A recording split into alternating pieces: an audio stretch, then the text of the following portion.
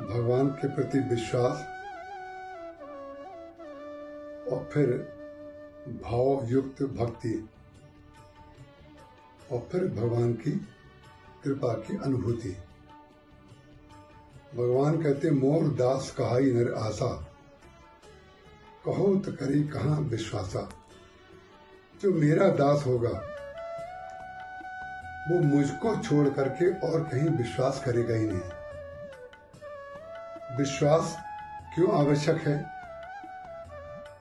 यदि हम विश्वास के अभाव में भगवान के प्रति भाव करेंगे और भगवान के प्रति भक्ति करेंगे तो विपरीत परिस्थिति में विश्वास के अभाव में वो भक्ति और वो भाव हमारा संसार विषयक हो जाएगा।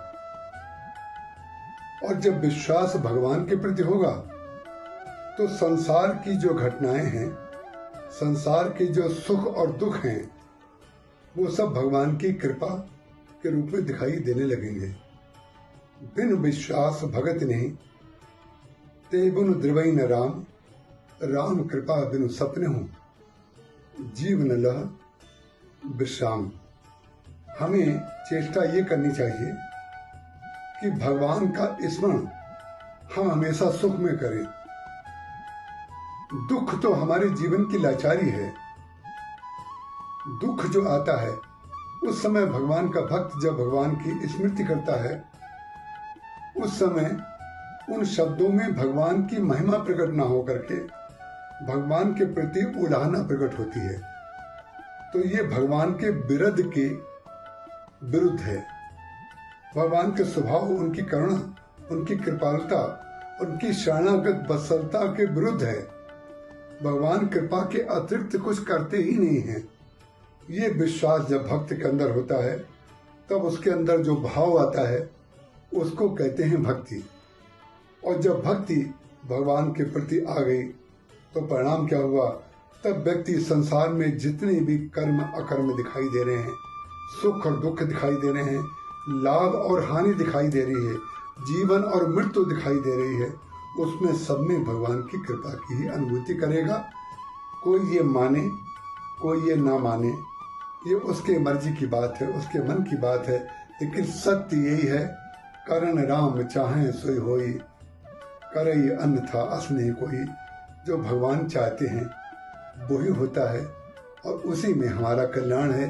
जो भगवान चाह रहे हैं वो हो और उसको केवल हमें मानना है, तो उसके अलावा कृपा के अतिरिक्त और है ही क्या। तो भगवान का स्मरण हमेशा सुख में करना चाहिए ताकि दुख में भगवान का स्मरण करने पर हम भगवान के प्रति उलाहना ना दें, हम उनके विरध के प्रति कोई अपेक्षा से अधिक आशा ना करें। उसका कारण क्या है?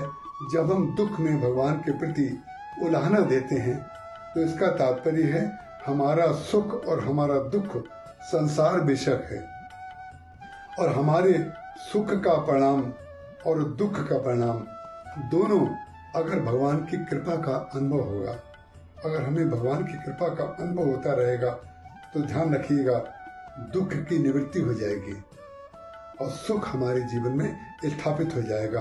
क्योंकि सुख स्वरूप रघुवंश मणि, सुख जो है वो भगवान है। भगवान की स्मृति ये सुख है और भगवान की विस्मृति ही दुख है। जिस दिन हम इस विश्वास के साथ भगवान की भक्ति करेंगे उस दिन हमारे जीवन में भक्ति दृढ़ हो जाएगी। जय श्री राम।